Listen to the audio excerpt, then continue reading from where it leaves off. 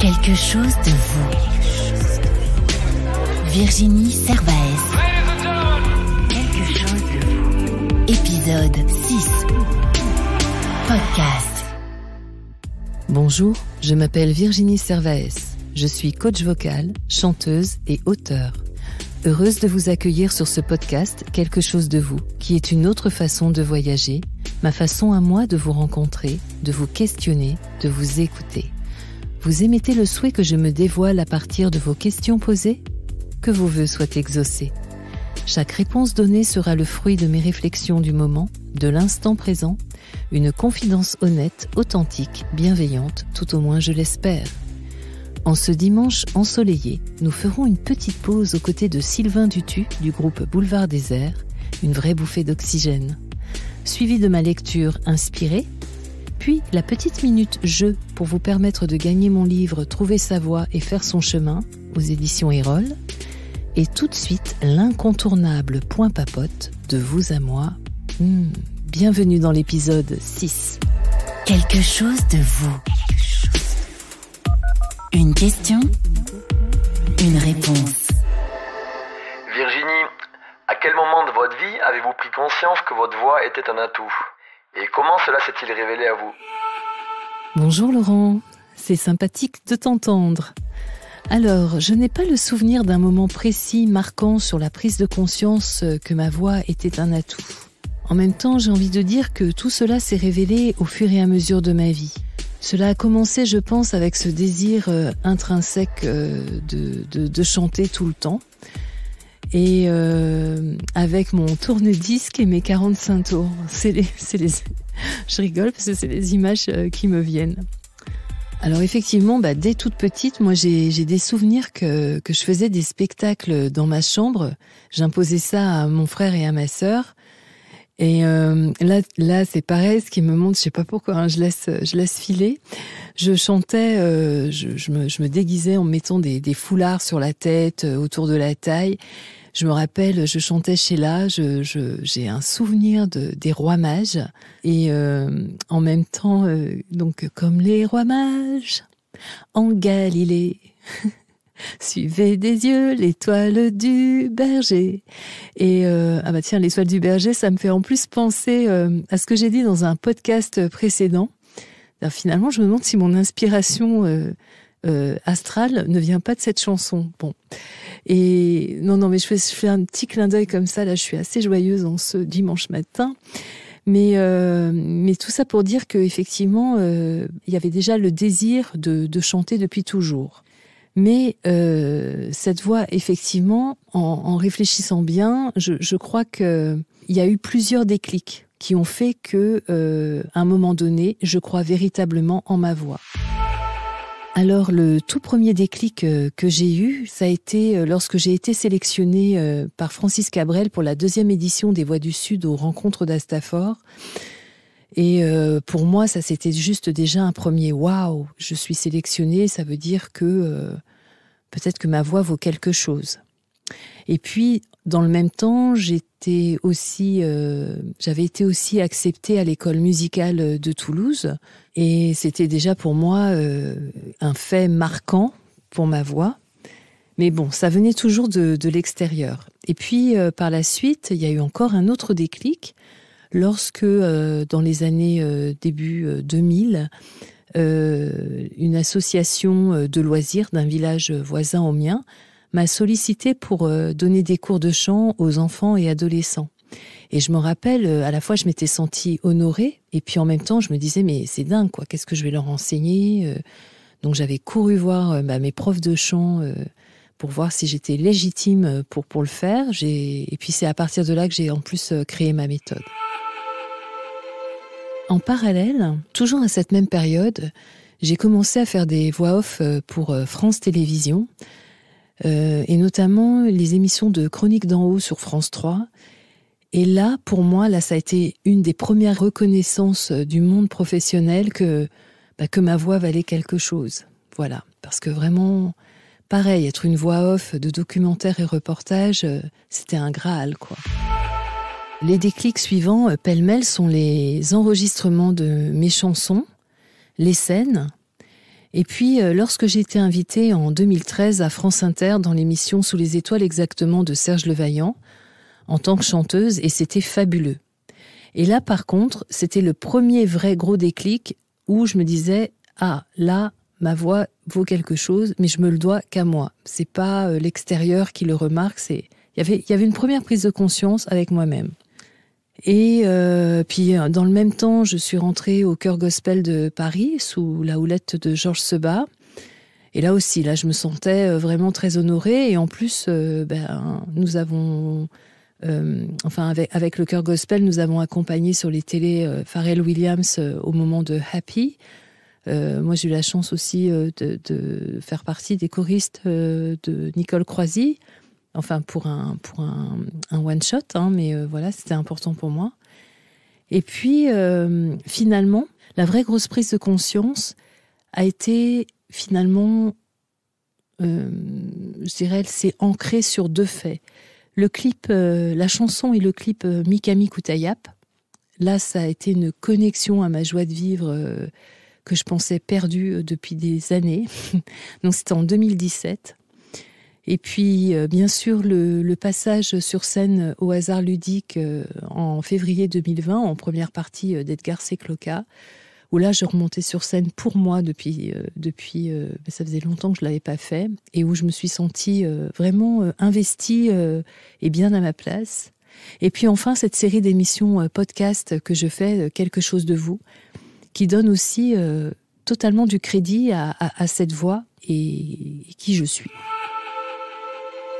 Et au travers de tout ça, ce que je peux dire et ce que je mesure, c'est qu'il aura fallu de nombreuses années pour arriver à me dire que ma voix vaut quelque chose, que j'ai droit de croire en moi, de croire en mes rêves, et que même s'il a fallu du temps, ça valait le coup. Alors ça va être le message que je vous donne à tous, tous ceux qui ont envie à un moment donné de donner de la voix d'une certaine façon, que ce soit l'art du chant, l'écriture, la peinture, la sculpture, des passions totalement autres aussi. C'est normal que cela prenne du temps, mais là encore une fois, ça en vaut la peine. Juste pour conclure, je dirais que effectivement, prendre conscience de sa voix, et en tout cas comme atout, ça peut être un long chemin, mais le long chemin vaut le coup, il est magique. Comment trouves-tu ton inspiration ? As-tu quelque chose à nous transmettre ou fais-tu un rituel tous les jours ? Alors ma chère Blandine, comment je trouve mon inspiration ? Bien, j'ai presque envie de te dire comment me trouve-t-elle surtout ?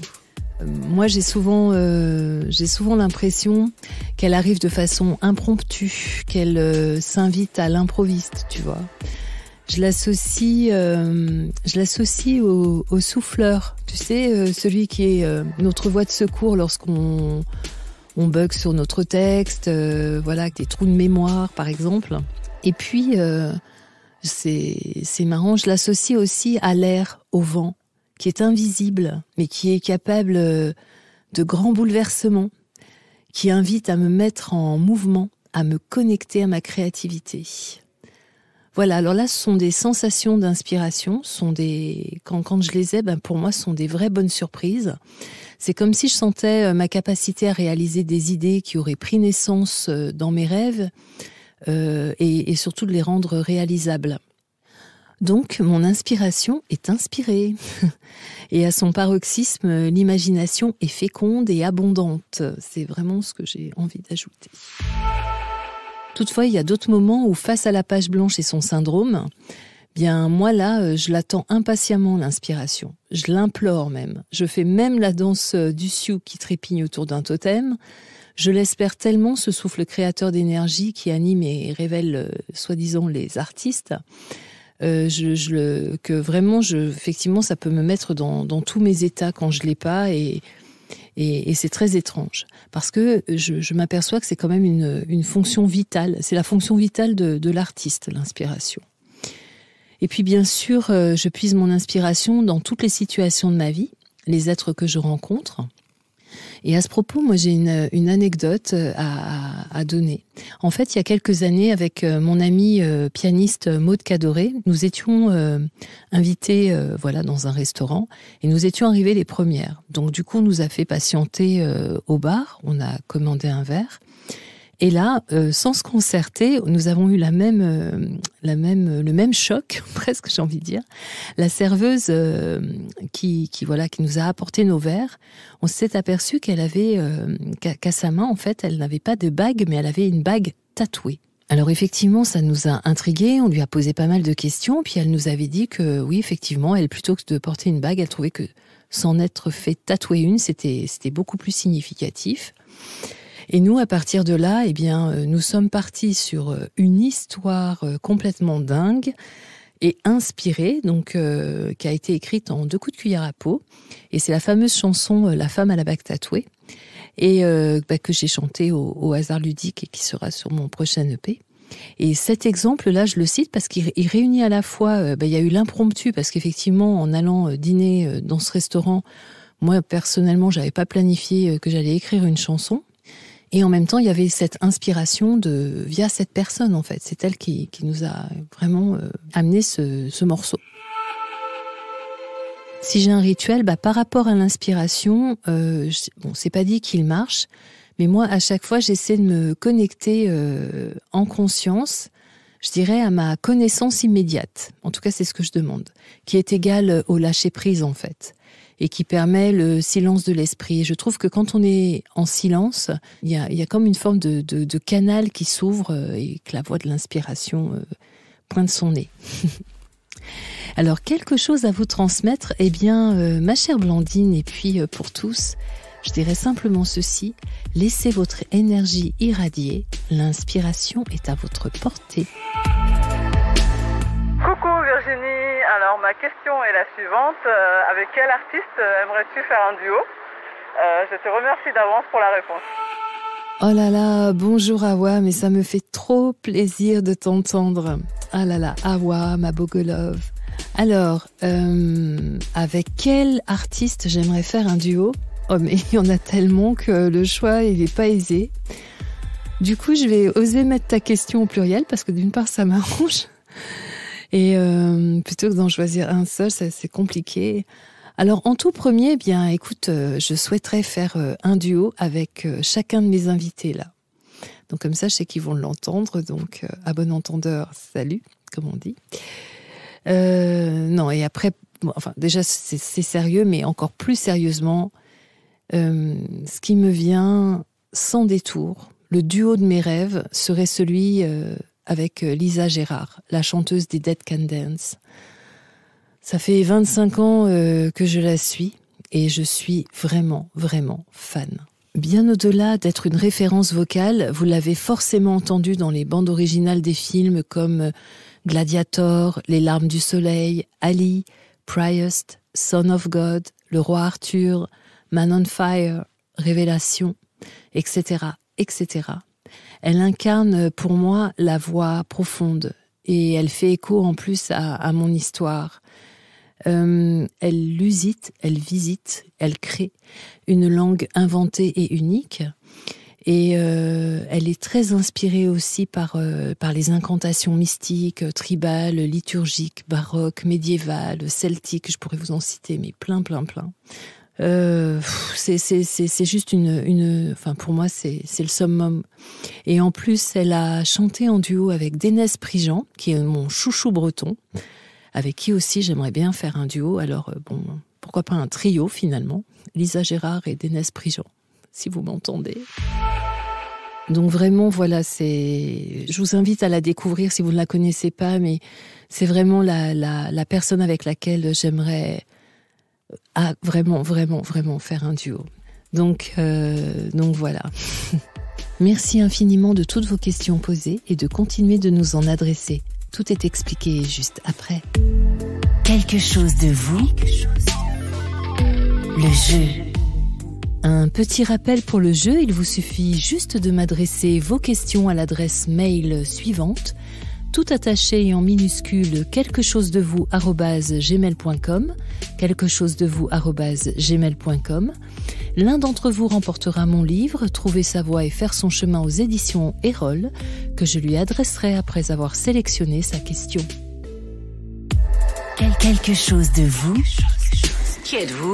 L'invité.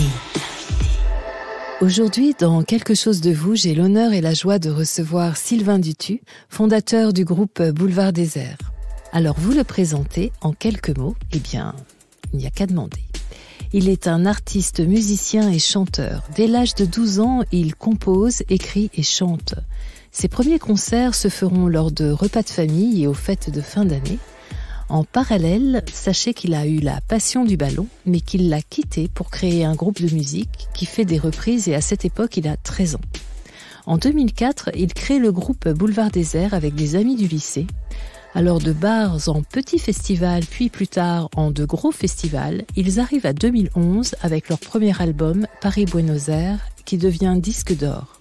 Un deuxième album voit le jour en 2013. Puis Bruxelles, troisième album, sort en 2015 et devient double disque platine. Suivra le quatrième opus, Je me dis que toi aussi, dont la chanson éponyme devient chanson originale de l'année 2019 et permet au groupe de remporter sa première victoire de la musique.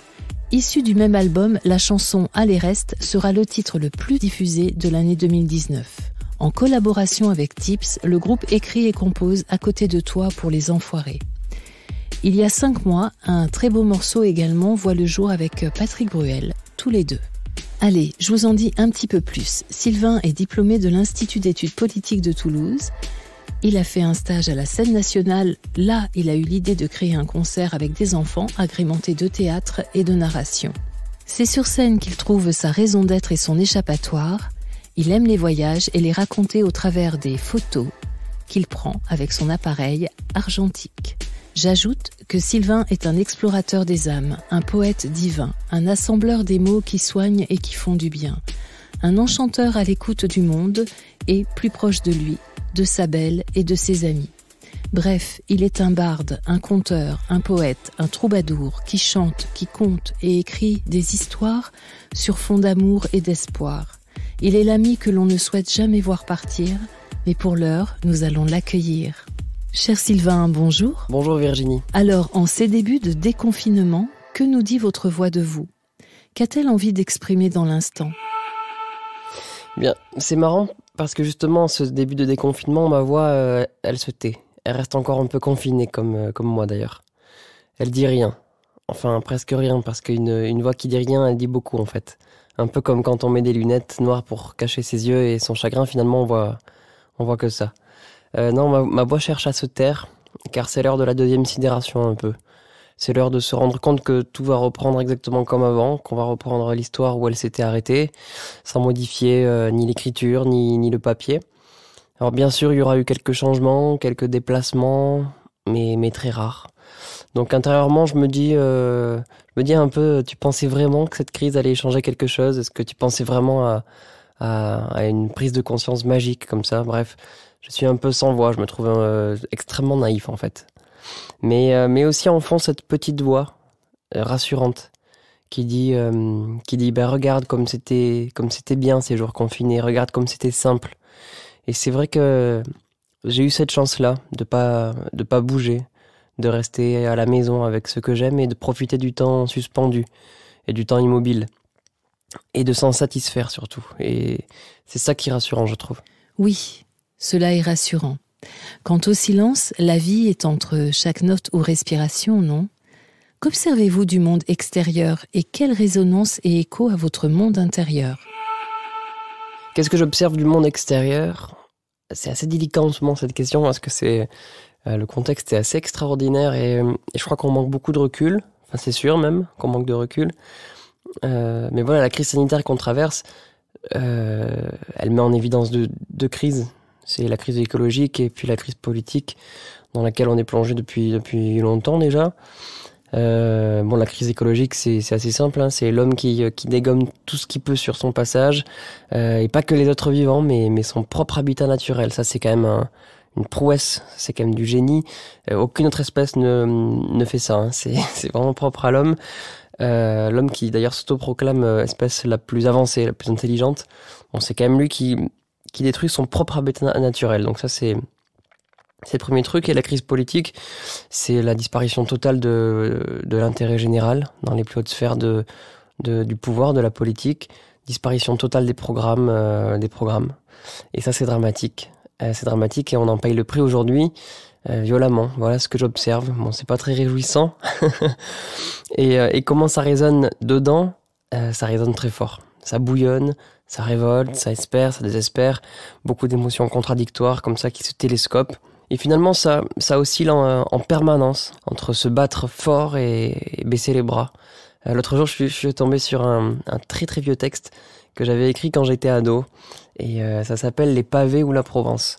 Et c'est toujours un peu ça l'idée, je crois. Est-ce qu'on combat contre tout ou est-ce qu'on laisse tomber et on va acheter une maison à la campagne et s'y réfugier? C'est toujours un peu le dilemme, je trouve. Mais bon, voilà, c'est pas parce que le constat est amer que l'espoir n'est pas permis. Je crois que entre le monde extérieur et son monde intérieur, il y a un entre-deux. Il y a un monde à soi. Et ce monde-là, on est libre de le construire comme on veut, avec qui on veut. C'est un peu son refuge, c'est son logis, c'est ses passions, ses passe-temps, son amour, ses amis, son chien. Et c'est sur cette sphère-là qu'on peut influer. Faire les plus jolies choses avec les plus jolis gens, dans la plus belle énergie possible. Pour que ce petit truc-là, ça rayonne, ça résonne un peu. Donc voilà, les belles choses, il y en a partout. Et malgré le climat, les jours heureux sont encore permis. Heureusement. Oh là là, ce sont de belles prédictions ensoleillées. Alors Sylvain, en parcourant votre biographie, j'ai lu qu'en parallèle d'une nouvelle vie de saltimbanque annoncée avec Boulevard Désert en 2004, vous poursuiviez très sérieusement vos études à l'Institut d'études politiques de Toulouse, dont vous êtes sorti diplômé, puis un passage dans une université suédoise.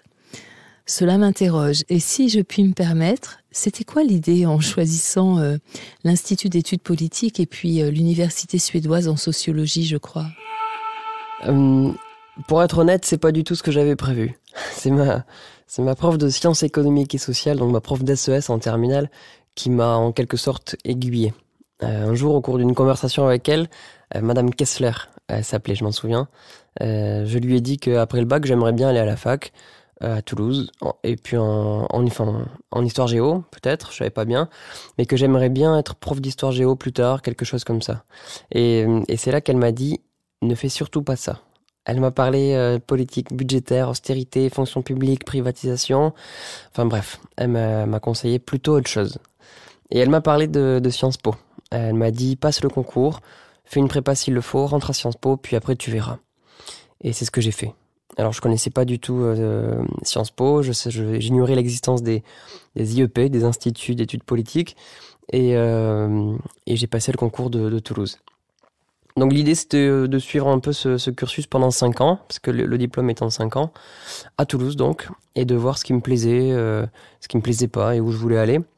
Je me suis spécialisé en 4e et 5e année en sciences sociales, en sociologie exactement. Le master s'appelait, je crois, Sociologie politique des représentations et expertise culturelle. Et puis voilà, après 4-5 ans, l'idée, je crois, c'était de travailler dans un théâtre, dans une galerie, dans un musée.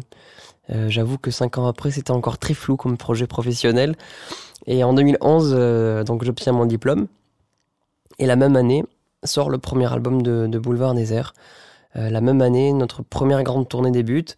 Et ça m'évitera pas mal de CV et de lettres de motivation incertaines, ça c'est sûr. Oui, quant à la parenthèse suédoise, quant au passage, comme vous le dites, c'était l'année de césure, la 3e, l'année Erasmus, comme on l'appelle. C'était un peu la même chose, hein, mais en anglais, avec un peu d'histoire scandinave aussi, un peu de suédois. Et pourquoi la Suède? Pourquoi la Suède? Je crois que parce que je trouvais ça assez improbable comme destination, je connaissais pas du tout, et du coup ça me plaisait bien d'aller là-bas.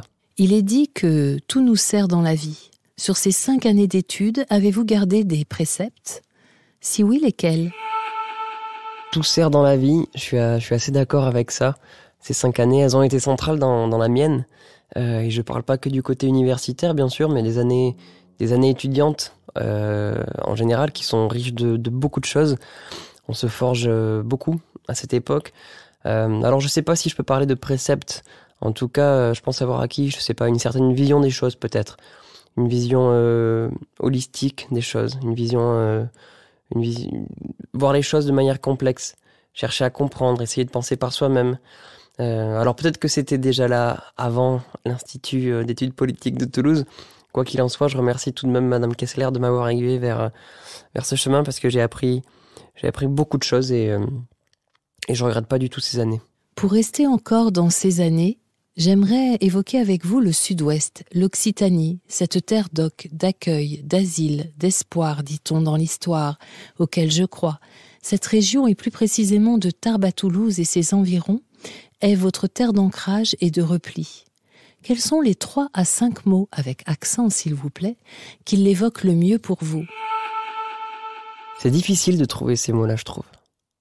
Ils ne viennent pas. Et l'accent est parti. Il y a Tarbes, d'abord. Je suis attaché à Tarbes comme à des membres de la famille qu'on voit pas souvent. Il y a ce lien, bien sûr, mais pas mal de distance. Je trouve que c'est étrange. J'ai toujours trouvé ça un peu absurde d'être fier d'où l'on vient. Principalement parce que, on l'a pas choisi. Moi, mon pays, comme on dit, j'y suis attaché, mais parce que j'ai grandi, parce que j'y habite toujours, même si j'y suis moins souvent, parce que ma famille est toujours là-bas. Voilà. Ensuite, il y a Toulouse. Toulouse, ça a été un véritable coup de cœur. Premières années d'indépendance, les années étudiantes, la grande ville, la belle vie. Mais pour évoquer l'Occitanie, mon pays, aucun mot ne sort qui viendrait résumer. Je sais pas résumer. Et l'accent. Pourquoi il est parti l'accent ?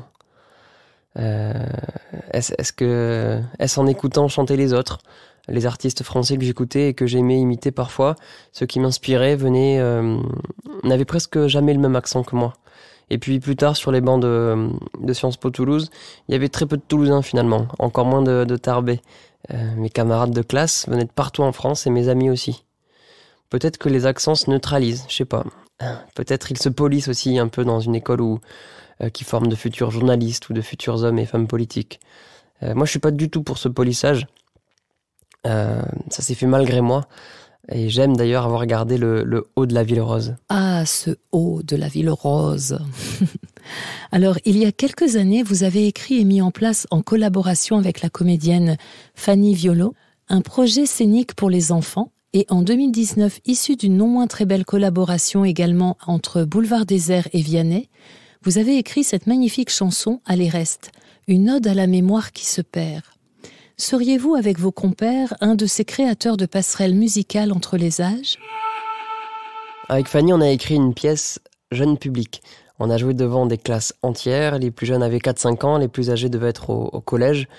Et puis on a donné aussi des représentations tout public, comme on dit. Et les grands n'avaient pas l'air moins ravis en sortant. C'est un peu pareil avec Boulevard Désert. A priori, on n'écrit pas des chansons jeunes publics, et nos albums sont, a priori encore, écrits pour des grands, des adultes, des jeunes ou des plus vieux. Mais quand on voit tous ces gamins pendant nos concerts, qui chantent, qui dansent, quand on les voit sur les épaules des grands, ou accrochés à la barrière devant, est-ce qu'on fait pas aussi quelque part sans le vouloir du jeune public ? Je crois que la passerelle entre les âges, elle existe en soi. On est tous de grands enfants. Et que ce soit avec Fanny, Julien et Fabien, mes camarades de jeu au théâtre, ou avec Boulevard Désert, on fait que la mettre en évidence, en fait, cette passerelle. Et ce, grâce à la musique, par les mots ou par le jeu. Je vous rejoins totalement, nous sommes tous de grands enfants, c'est vrai. Alors, parce que cela est important dans votre vie, quelle voix donnez-vous à l'amitié ? C'est une question très difficile, et très importante aussi. L'amitié, c'est les cœurs, les amis. C'est ceux qui t'accompagnent, même quand tu chantes faux ou quand t'es pas hyper juste, ils s'arrêtent pas, les cœurs. Je mène un peu de ta question pour trouver ma réponse parce que je trouve que c'est vraiment difficile de définir l'amitié, la vraie. Et pourtant, quelque part, c'est très simple. Les amis, c'est ceux qui sont encore là, point. Après toutes ces années, après toutes les distances, toutes les crises, c'est ceux qui sont encore et vraiment là et malgré tout. Donc au final, ça fait pas grand monde. Et c'est ça qui est le plus difficile, je crois, avec l'amitié. Le plus difficile à accepter, en tout cas. C'est qu'on pense être farci d'amis, en avoir plein. Mais au final, il se compte sur les doigts d'une main. Allez, des deux mains. Très joli de dire que ce sont des cœurs. Alors, qu'est-ce qui vous inspire dans la vie, Sylvain ? Qu'est-ce qui m'inspire dans la vie ? En fait, la vie inspire. On va pas piocher ici ou là pour trouver de l'inspiration. Tout est inspiration. Et nous, on expire. Ce que je veux dire, c'est que dehors, il se passe des choses, des événements. Dedans, ça crée des choses, des sentiments. Et puis quand dedans, c'est trop plein, quand dedans, il y a trop de pression, alors faut que ça sorte. Ça peut être en criant, en écrivant, en peignant, en photographiant, en cassant quelque chose, en courant, enfin peu importe. Mais c'est sûrement ça l'expression. Extérioriser nos impressions. C'est si joliment dit. Alors j'ai ouï dire que dans les jours et semaines à venir, il y aura de la reprise musicale collaborative dans l'air. Un beau projet. Mais vous, quel sera votre petit pas d'après ?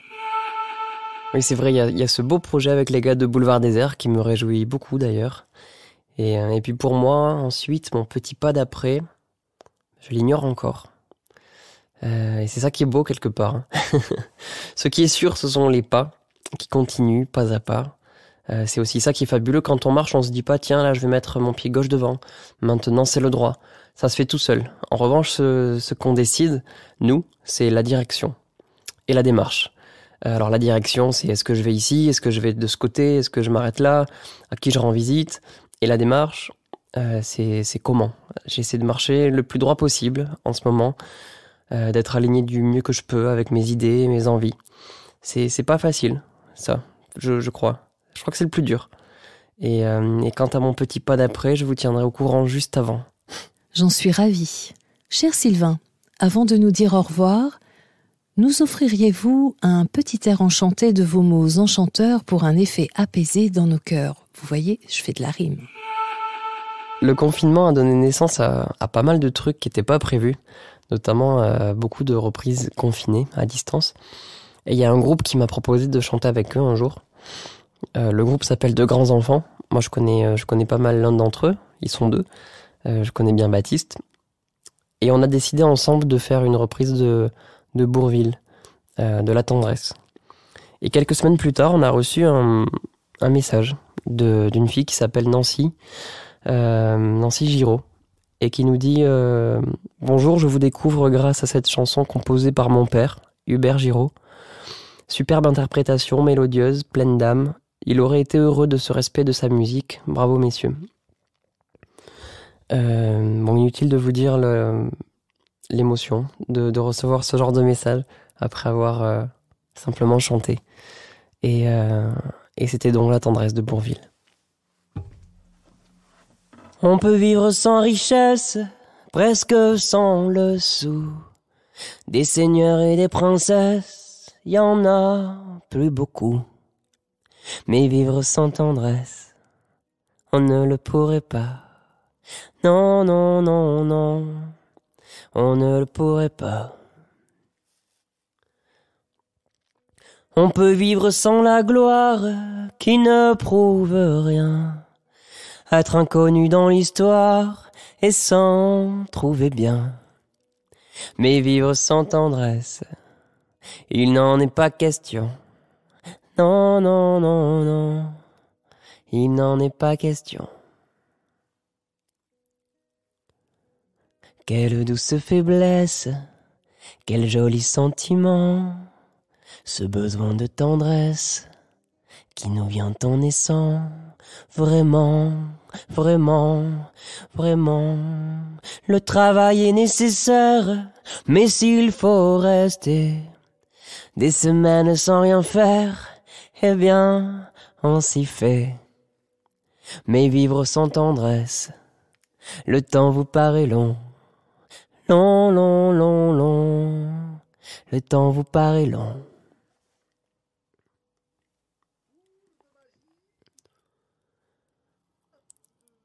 Dans le feu de la jeunesse naissent les plaisirs, et l'amour fait des prouesses pour nous éblouir. Oui, mais sans la tendresse, l'amour ne serait rien. Non, non, non, non, l'amour ne serait rien. Un enfant vous embrasse parce qu'on le rend heureux. Tous nos chagrins s'effacent, on a les larmes aux yeux. Mon Dieu, mon Dieu, mon Dieu, dans votre immense sagesse, immense grandeur, faites donc couler sans cesse au fond de nos cœurs des torrents de tendresse pour que vive l'amour. Oh, jusqu'à la fin des jours.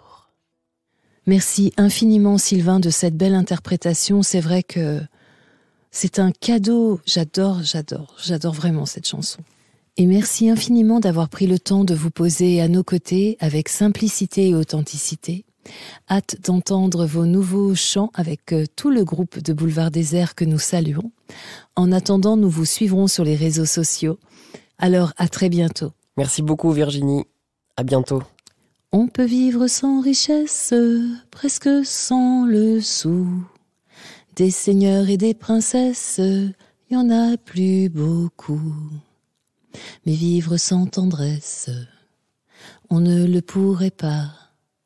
Non, non, non, non, on ne le pourrait pas. Quelque chose de vous. Quelque chose à vous. Lire. Allez, c'est le petit temps de lecture. Une fois n'est pas coutume, il est 7h du matin. Trop tôt ou trop tard, ni l'un ni l'autre, un entre-deux. Ce matin, moi je voulais partager avec vous une révélation. Oh, je vous rassure, rien de biblique. Non, juste une révélation communément appelée prise de conscience ancrée. Vous savez, le petit truc qui saute à l'esprit et provoque la phrase suivante. Mais bon sang, mais c'est bien sûr, comment ne l'ai-je pas compris plus tôt? Et qui vous met dans un état d'euphorie exponentielle, voire un tantinet exagéré. Même si cette révélation vaut son pesant d'or et de cacahuètes, la mienne vous semblera peut-être désuète ou futile, et pourtant, croyez-moi, elle a toute son importance et équilibre mon histoire. Ce matin, j'ai donné une voix à mon corps. Oui, vous avez bien entendu. Une voix à mon corps.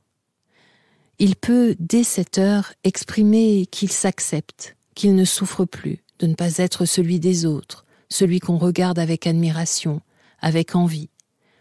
Qu'il s'est réparé des affronts, des blessures, des coups, des bleus, des assauts. Des bleus de l'âme. Ce matin, il chante la vie, sa vie, il a le droit. Tant d'années passées à côté de lui, à l'ignorer, à souhaiter qu'il ne fasse pas trop de bruit, qu'il ne se fasse pas trop remarquer, qu'on ne le voie plus, qu'on ne le voie pas. Même s'il criait l'inverse, même s'il voulait l'inverse. Comme c'était compliqué. La liste pourrait être longue, mais là, point d'intérêt. Alors, mon cher corps, je te donne cette voix. Et cette voix, je la partage à tous et toutes qui, en résonance, ne l'ont pas aimé toujours, ce corps qui est à côté d'eux, et l'ont pensé en dehors d'eux. Donc, je disais un partage. Partageons, mon cher corps, la liste nouvelle pour nous, qualitative que nous donnons. Donc, donnons des voix à nos corps et guérissons. Soyons en voie de l'être. Alors attention, c'est parti. Charismatique, magnétique, exceptionnelle, créative, belle, craquante, croquante, intelligente, subtile, magique, féerique, douce, empathique, simple, pragmatique, joyeuse, sérieuse, fière. Continuez la liste, chaque petit mot a son importance. Franchement, déposez les vôtres. Quelque chose de vous reprend la route et espère vous retrouver semaine prochaine lors de son étape dans un endroit où il fera bon, il fera soleil, c'est annoncé toute la semaine. En attendant, prenez soin de vous et soyons fiers de nous. Quelque chose de vous. Podcast.